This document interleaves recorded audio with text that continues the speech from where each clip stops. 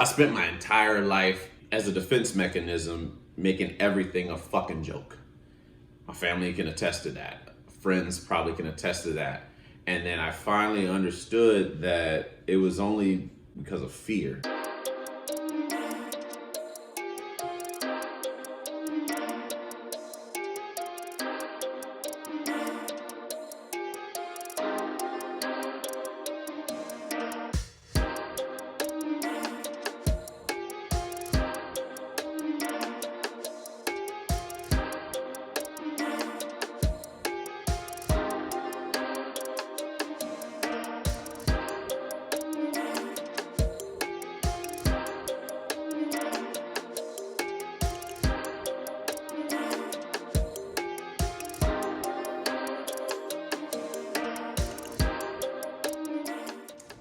Who are my kind of people? My kind of people are the kind that like to better themselves, not for the sense of feeling like they have to be something that they're not. Just more so about bettering yourself, like wanting to explore more about you, learning everything that you're not, so that you know everything you are. Really, kind of coined that from the Kanye West song "Everything I Am." And everything I'm not makes me everything I am. So, my kind of people, they don't like to judge. They don't get off by tearing down others. They don't project their insecurities onto people. They work out the situations themselves, amongst themselves. I mean, if they share their story, it's not for you to fix it. It's for you to just listen and vent. That's it. My kind of people like to drink a little bit. You know what I'm saying? Moderately, not belligerently drunk. You know what I'm saying? Just like to the point where you gotta babysit me. You know what I'm saying? Like that's the worst. That's the worst, man. Nobody wants to deal with that shit. Like you're grown, take care of your damn self. My kind of people are kind, right? They do random acts of kindness, and they offer unconditional love. They don't do things expecting something in return, unless it's business. I'm big on that. Like, and you at work and you in business with somebody, if they like, if you do something, it was for this reason. This is why I'm doing it, nigga. So, you know what I'm saying? Pay up. Do what you're supposed to do. What else? My kind of people listen to an array of music. Doesn't matter, country, classical, soundtracks, instrumentals, hip hop, jazz, blues, alternative rock, punk rock, heavy metal, random shit. My kind of people play video games. Whenever there's time. I actually found time last night to play hockey. That's the one thing I probably like to do. I mean, that's, you know what I'm saying. That's my game, and it's only because I don't know anything about it, and it took me a while to figure it out, but eventually I figured it out. Practice makes progress, and I don't know one damn hockey player that's currently in the league. You know what I'm saying? Other than I would say like my Panthers, so like Huberdeau, Ovechkin from the Capitals. But for the most part, I don't know any of them. I don't know none of them niggas. Yeah, but I just wanted to learn the game so that I could be better at it. You know what I'm saying? What else? My kind of people work out. Yes, for the look. It's for the look too. I'm not gonna deny that. It's nice to look at yourself in bucket naked and be like, damn, I'd fuck him. That type of thing. But really just to take better care, like invest in yourself, because you only get one body. You only get one. You gotta take care of it. You know what I'm saying? You don't want a doctor having to telling you what to do. So, I mean, not to mention, as a man, it helps bring out more masculinity. I can't even get the shit out. Masculinity and testosterone gets increased when you work out. So, I mean, that's always helpful. And also it's great to fend off like possible attackers and all that shit. Like, you're a small frame individual with no muscles is more prone to get attacked than that of, somebody with that works out with muscles and things of that nature. And of course, the height helps too. You know, nothing against you short niggas, but you know, height helps.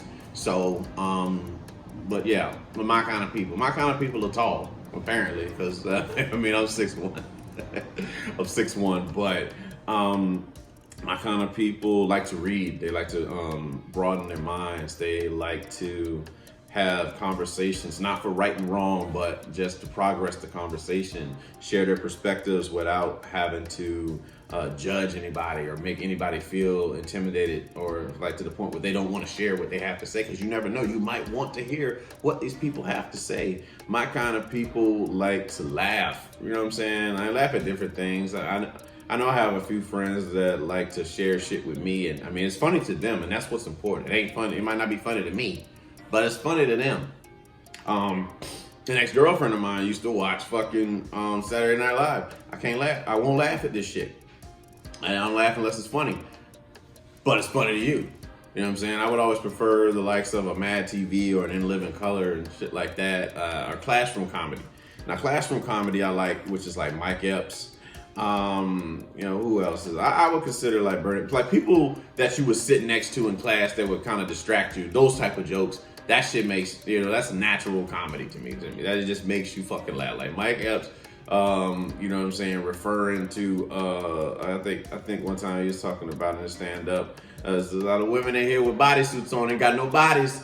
You're looking like a wrestler in here. You know what I'm saying? Shit like that is, I consider that classroom funny. That's like something we would say towards the teacher, like depending on what she was wearing, or you know what I'm saying, shit like that. My kind of people listen to podcasts and learn, you know what I'm saying. My kind of people listen to Audible. Audible got a lot of stuff, you know what I'm saying. My kind of people sit in peace, you know what I'm saying, sit by the beach, and it's nothing like you don't have to do shit. Like my kind of people hang with their friends and nobody has to talk. Like you can just sit there as long as I'm with you.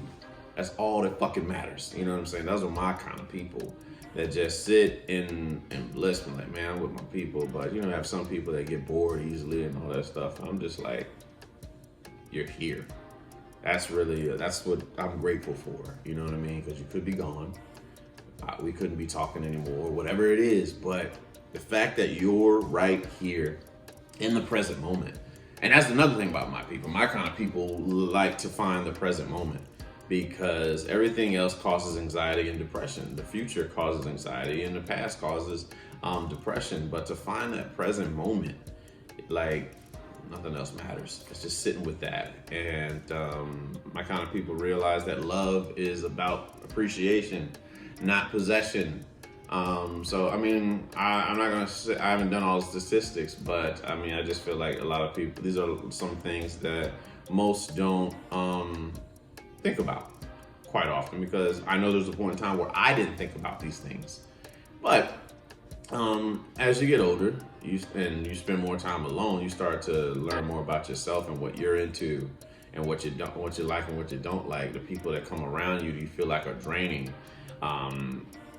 You learn to kind of back the fuck up, because you say you got to avoid the unhappy and the unlucky. People will find a way to put their misery on your ass if you let them. So I try to stay the course and just work on myself. And that's the beauty of it.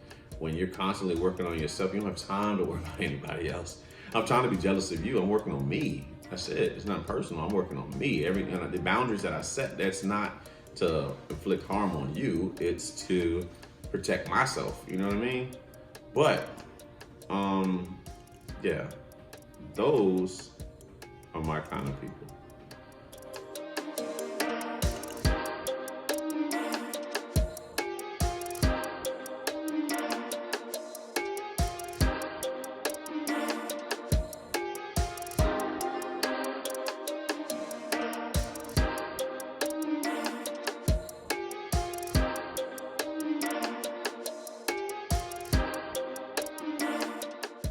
What wrong assumptions do people make about me? Yeah, I think wrong assumptions would be that I have it all together when I really, really don't. don't get me wrong, very, very confident in a lot of things. I'm very, I lack confidence in a few things as well. And, it's about knowing yourself and not being ashamed of it. You know what I mean? That ego will have you feeling like you're, in a shameful place and about things. But, as long as you face yourself and have the ability to just stand firm in your convictions about yourself, I think that you and essentially get better, and that's the whole thing about learning how to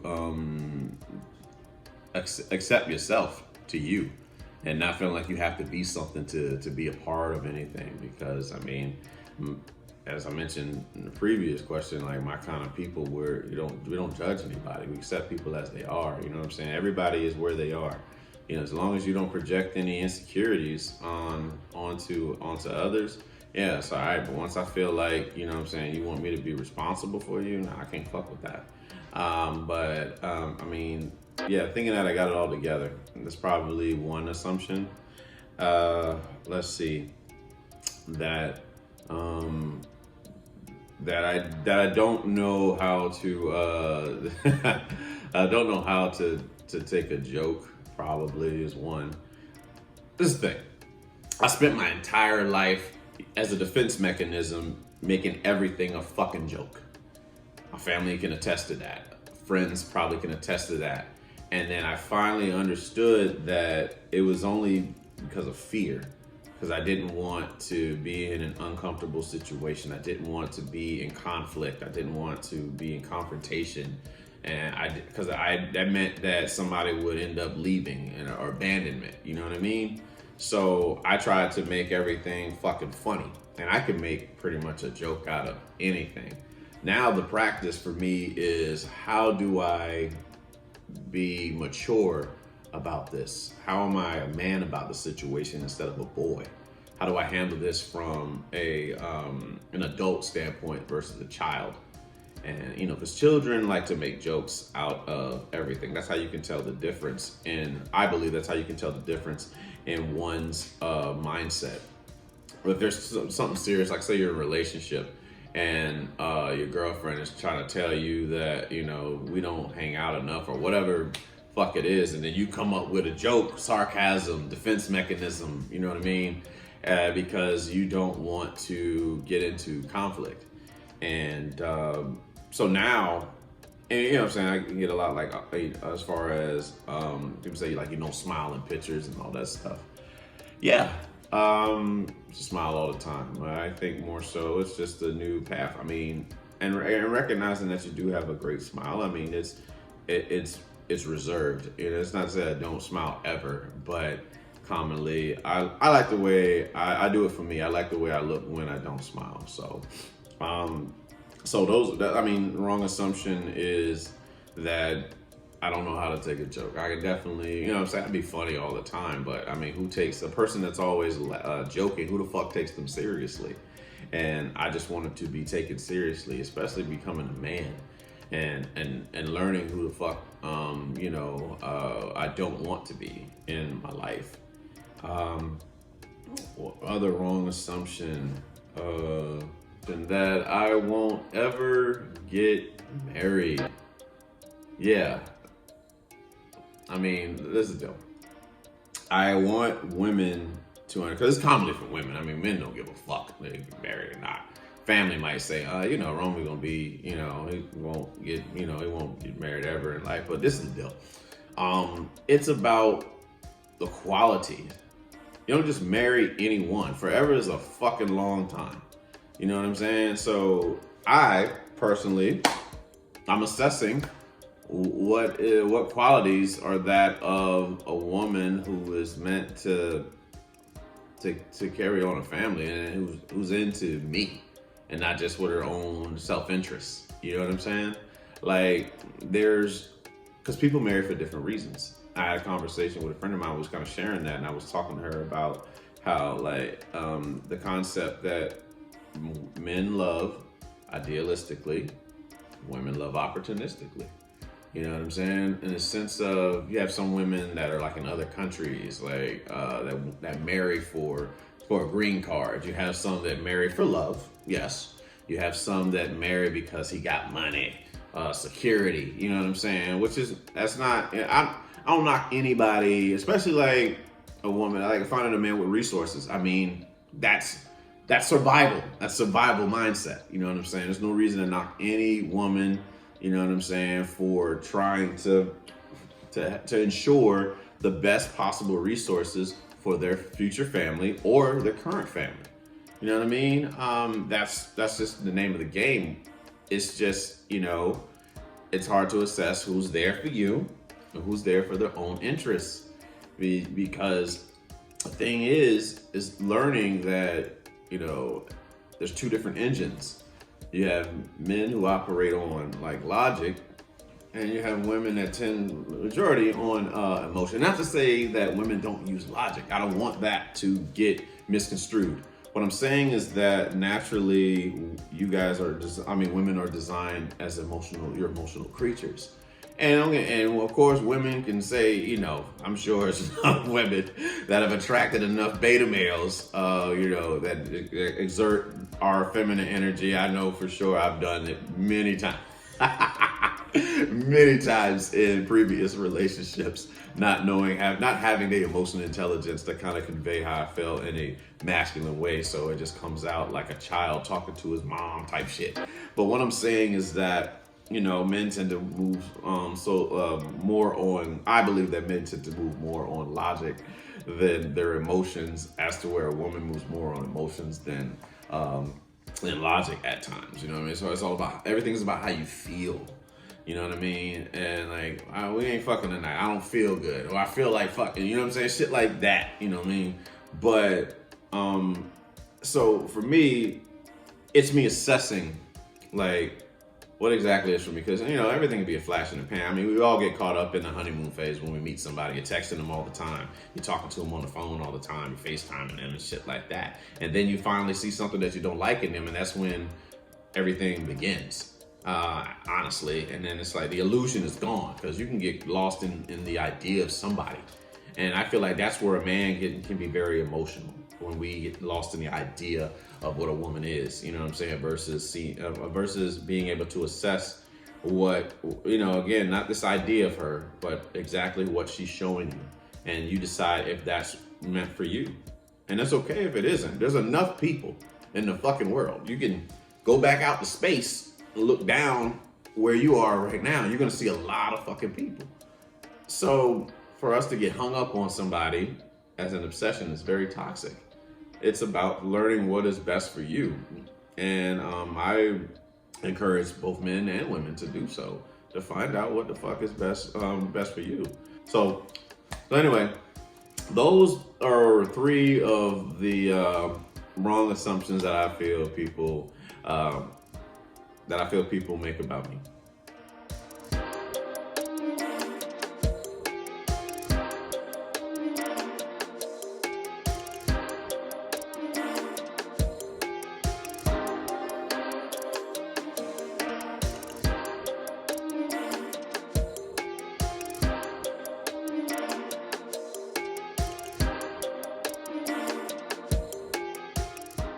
The best period of my life so far, right fucking now, right? And for so many reasons. The best part of my life, I would say, because of my the ability to just take life as it is, and getting more knowledge, seeking more knowledge, and not projecting my insecurities onto women, not turning them into my mother or trying to make them into my mom. It's a psychological thing for not having that love, feeling like you didn't have that love growing up. Just seeing things as they are and not for what I want them to be, and not moving so fast with things, because I was the type that used to fall very fast for women. I had a scarcity mindset about things versus that of abundance. It was like, I gotta hold on to you, don't fucking move, nigga, that type of thing. But to now being able to assess things as a man and realizing that we are to complement each other's life. They're not to be the focus. And, and everybody, and not everybody that you meet is meant to complement your life. There's some that really are so that don't love themselves enough that they want you to make them the focus so that they can feel important. And it's all about how we were raised in our childhood. I really do believe that, the love that we did not receive, your childhood experiences become your adulthood desires. So trying to get someone to give you the love that you felt like you didn't get in your childhood as an adult is unfair. You have to reparent yourself. So and I love that I'm learning this, and I try my best to not allow my childhood experiences to project onto the people that I'm around, especially women, because it's a challenge. I won't lie, it's very much so a challenge for me to not want to just fall into that of a woman. You know what I'm saying? That embrace and all that stuff. It's really a challenge for me to work at it my damn self, and understanding what a man must do in order to be loved, and have self-love for yourself. And you know what I'm saying? Love for yourself, self-love, all the fucking same. You get the fucking point. So, you know what I'm saying? But this life is just amazing, right? You go through so much shit, and it's all about how you interpret things. I mean, you can easily, the same shit can happen to the two people, and one looks at it in a positive way, the other one looks at it in a negative.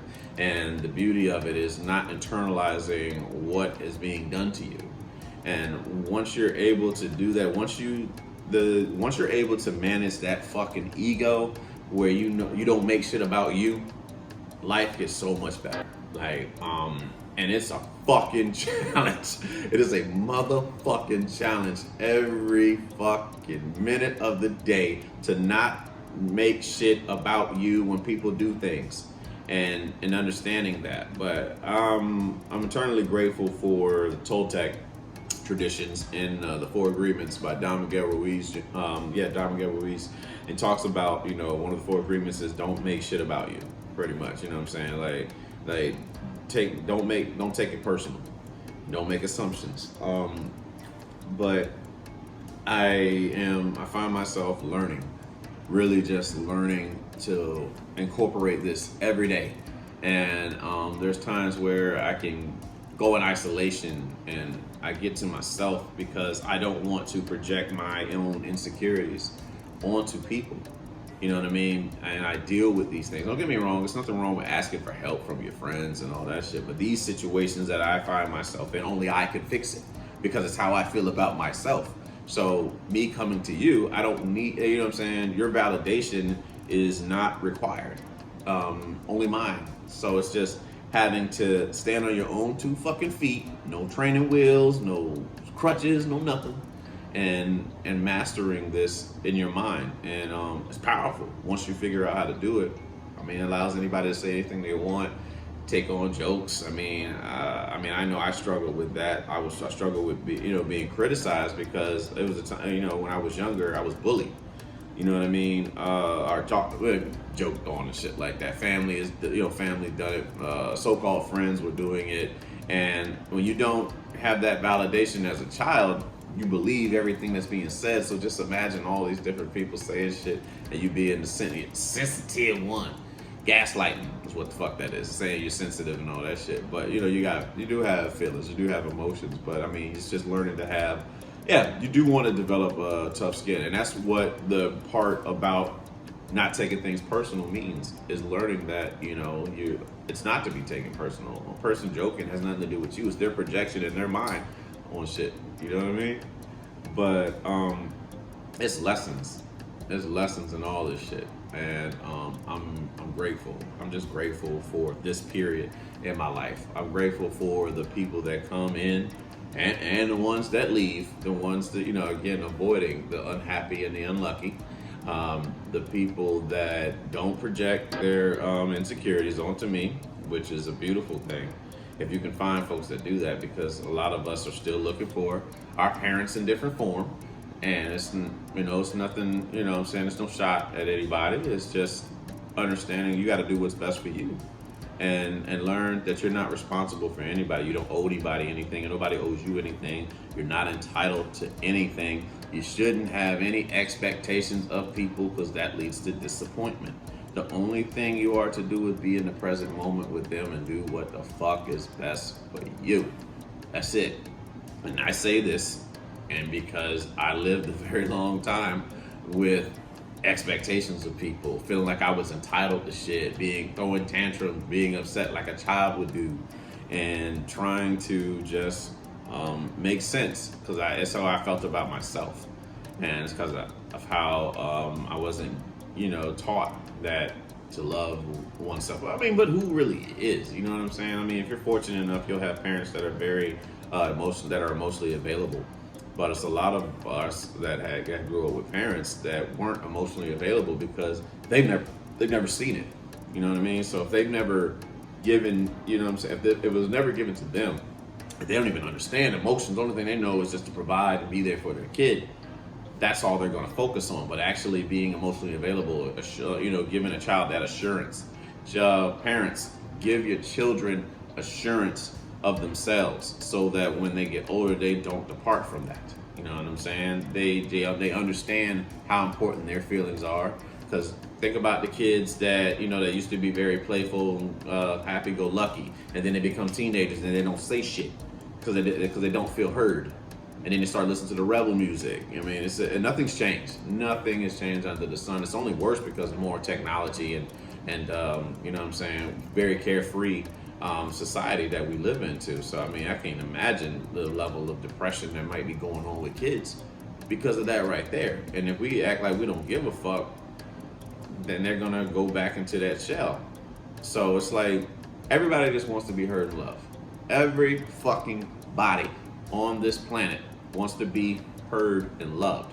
So when we dismiss one, then they reject. That's it. You know what I'm saying? But if you feel heard, you're more prone to tell your story even more. So I just recommend that we all don't dismiss one another. Like, listen to each other's stories. If somebody feels something, even if you don't feel that way, respect how they feel. And it's not about proving right and wrong. It's just, okay, I felt this way. Okay, I didn't realize you felt that way. Thank you for sharing that with me, and get it. You know what I mean? It doesn't have to be anything more. But this period of life is really great. I look forward to what's to come, because I keep just living in the present moment. The more books I read, the more knowledge I absorb, the better understanding that I have for people, let alone, you know what I mean? So it's pretty dope. But that's my little spill about the best period of my life, the present moment.